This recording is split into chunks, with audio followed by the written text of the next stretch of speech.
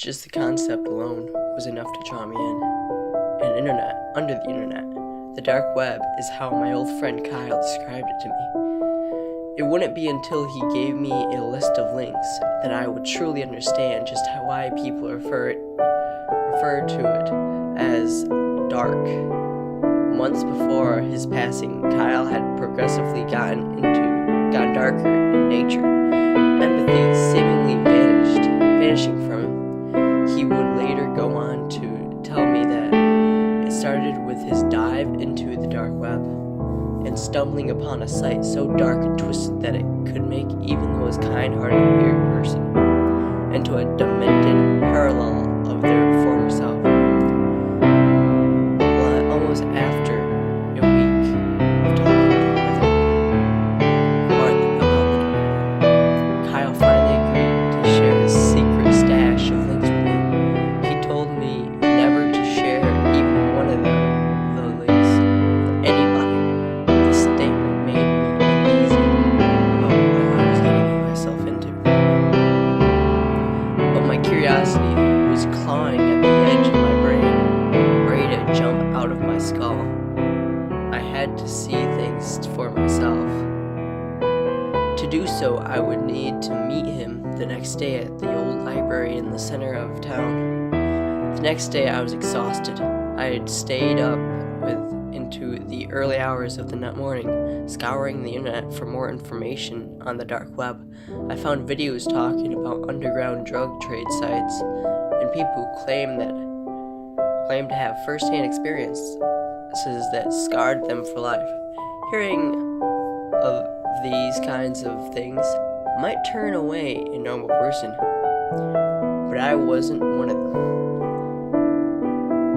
It was almost 9 when I arrived at the library. Kyle and our good friend Justin were waiting for me, sitting on a bench just outside the front doors. Justin smiled happily to see me and got up to give me a hug. Kyle remained seated but also seemed happy that I arrived. We spent the morning hanging out, grabbing a bite to eat from our local coffee and bagel shop. From there, we made our way to what Kyle referred to as the Nest. This was a wooden fort we built years ago, located in the woods behind the local supermarket.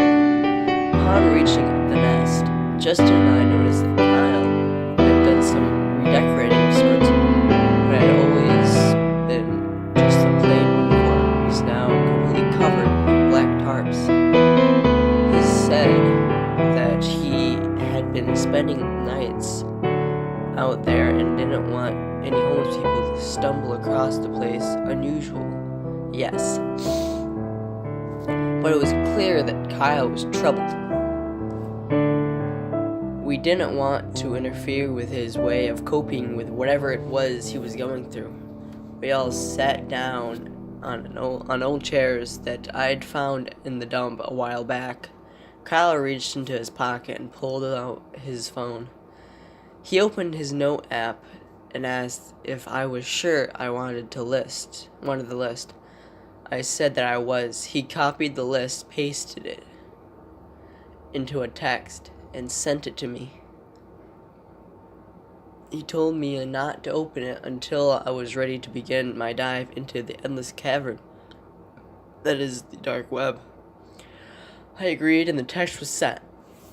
As if he had forgotten about something important, Kyle abruptly stood up and then left. Justin and I asked where he was heading, but he was sparse in his reply, saying he had some business to take care of. Shrugging this off as another one of Kyle's quirks, Justin and I spent the next few hours just sitting and talking. He told me about how Kyle had helped him find this app to meet people on, and how he now had a date with a girl the next town over.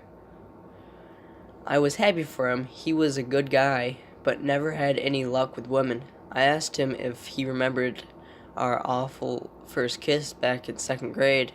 He laughed and gave me a love tap on the shoulder. Since then, him and I had become good friends.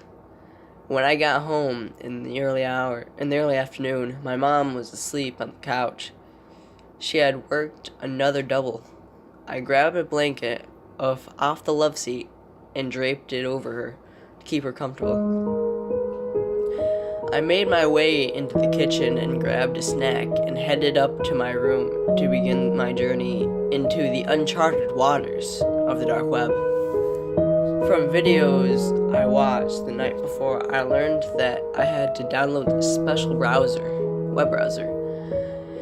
It was one of the few ways to access this part of the internet. As it installed, I opened up Kyle's text and quickly scrolled through the links. He had sent me a good 15 or so to peruse. After the install finished, I opened it up and entered in the first link on the list. It took a moment to load, but I was eventually greeted with a welcome page to an underground video share site. I spent a few minutes scrolling through the videos looking for a good one to watch. There was one title that caught my eye. It was a video from our local Dark Point Burgers. Quickly I clicked and watched.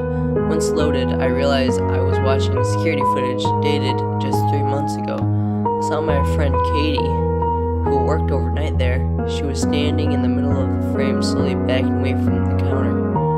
It's hard to make out exactly what was going on at first, but after a moment, the footage became clear.